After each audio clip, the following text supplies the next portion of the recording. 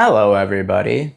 Today, I am here in the downstairs in the shoe room with the 3 highest mileage shoes that I currently run in.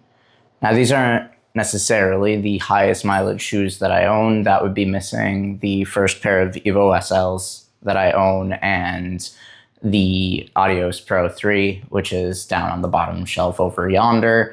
Those are higher mileage than these particular pairs of shoes. However, these are currently in my rotation, and I still regularly run in all of them. I actually just finished this weekend a 19-mile long run with the Metaspeed Edge Paris. It is no longer my racing shoe because now it is at 120-ish miles, I think like 126, and it is being replaced for me by the Metaspeed Edge Tokyo.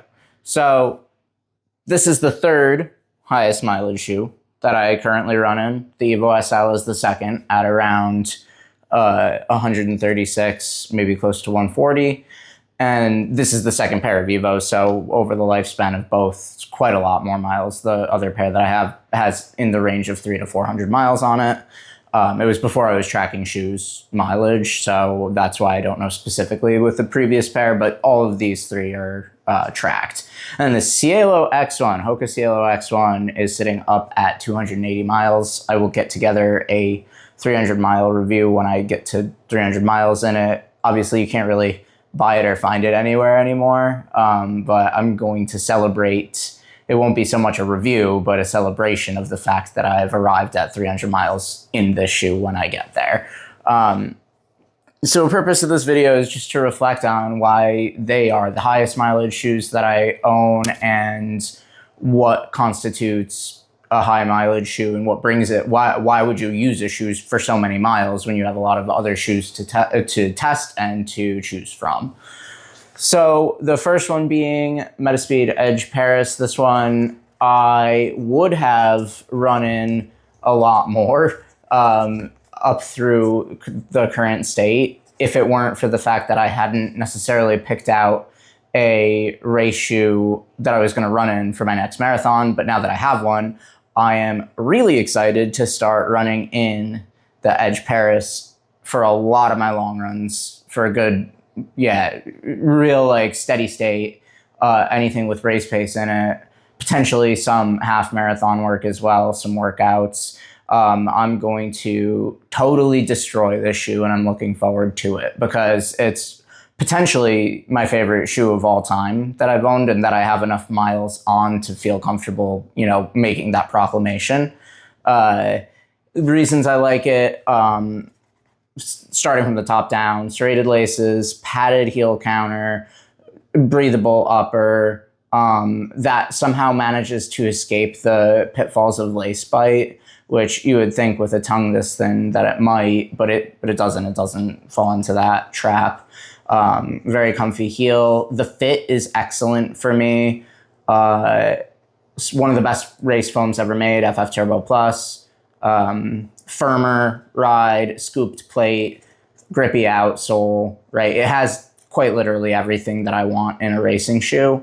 And I'm excited to run in the Edge Tokyo because it seems so far in all the testing that I've done to be a very thoughtful and meaningful update to the Edge Paris, which is potentially my favorite shoe ever.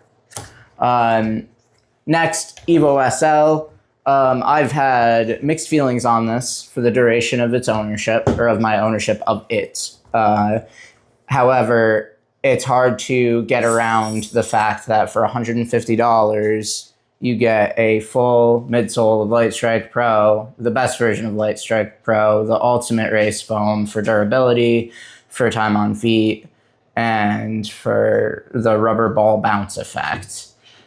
Love these shoes. The fit on the upper is sloppy for me. You can't get around that in a way, or I can't get around that. However, the midsole makes up for it, and I've owned this for a long time, and the other pair I owned for a long time as well. And so over time, I keep coming back to it, and it's one of those shoes that ages really well. The foam gets better over time. And I think that I might start incorporating the Evo SL into more of my threshold days. For a long time in my training, I hadn't been doing a ton of threshold work because most recently, because I had a pain in my leg. And before that, the summer heat was too intense and I was just suffering through summer like a lot of people. And then before that, it was because the fit was really starting to annoy me. That was at the tail end of using the other pair for like between 300 and 400 miles. So when you start to get annoyed by a shoe, you stop reaching for it for a while. But the last couple of runs that I've taken this out on, yes, that still has been an issue towards that, especially towards the end of the run. But it is something that I, after running in a lot of other shoes, might be more willing to suffer through for the midsole feel. So that's why this is sitting at around 130 miles. I wish I had looked at the numbers before I started recording, and they're on my phone. So if I stop, I'll flash them up on the screen for you.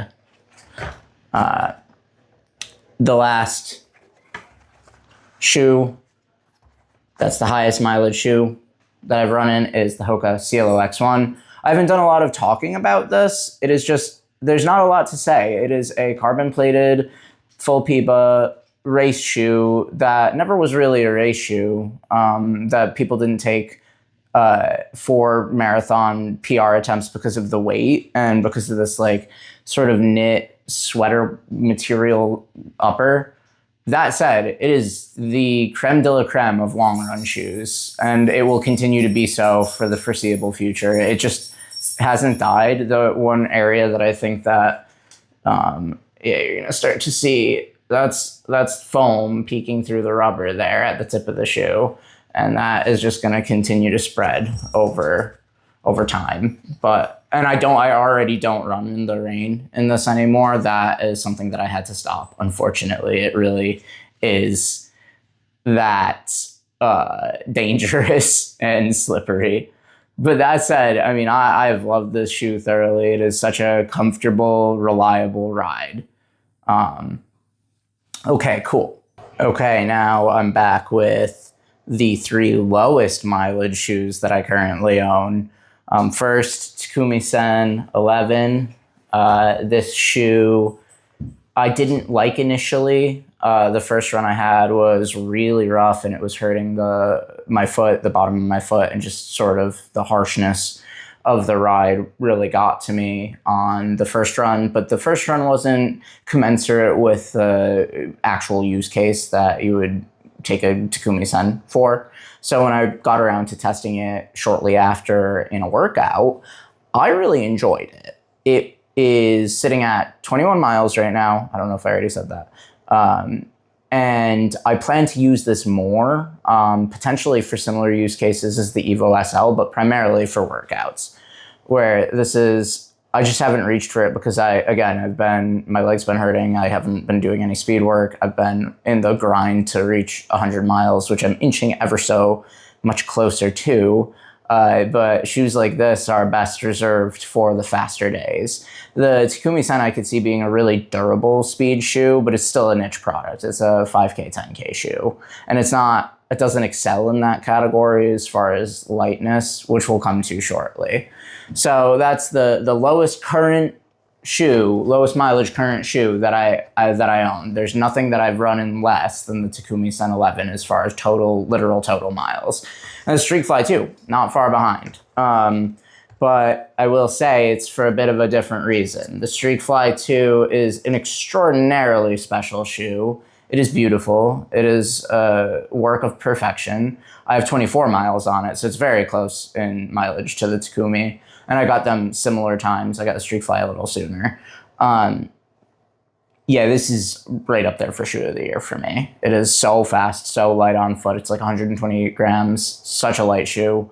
Love it to death. Don't want to run in it because I don't want to kill it. And it's going to be pretty delicate over time. You can see there's some wear already on it. But it's a 5K, 10K shoe. You'll be seeing more of both of these in the future once I get some speed work back into my legs.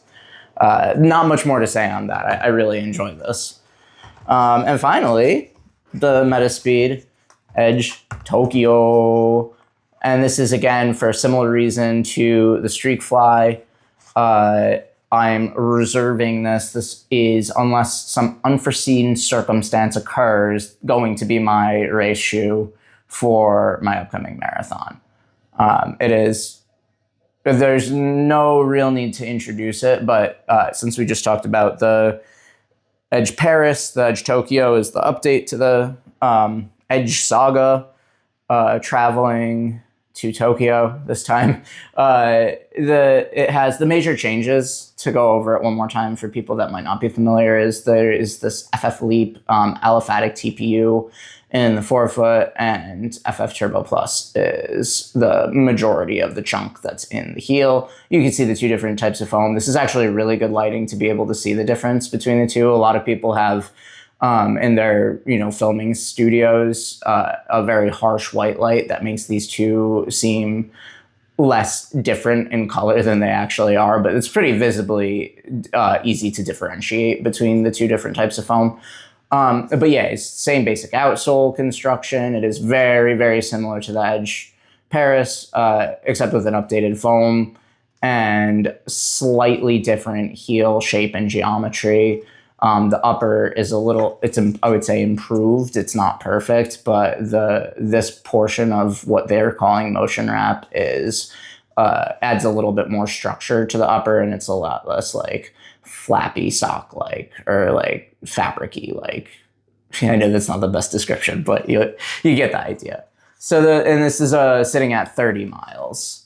And again, these are all of the reasons that these are at lower mileage for me are because they have reserved use cases. Both of these are shoes that are only really used for, like speed work and racing. And this is also only a shoe that's used for racing, and potentially I'll put one more long run into it just so I know that I'm ready to take this for my marathon. But the Edge Paris is similar enough that I could take that. Fortunately, I could take that for like all my preparatory long runs instead of the Edge Tokyo, and still have the same benefit of familiarity with the shoe. Obviously, it's not the same shoe, but it's it's similar enough where it'll imbue the same level of confidence in me.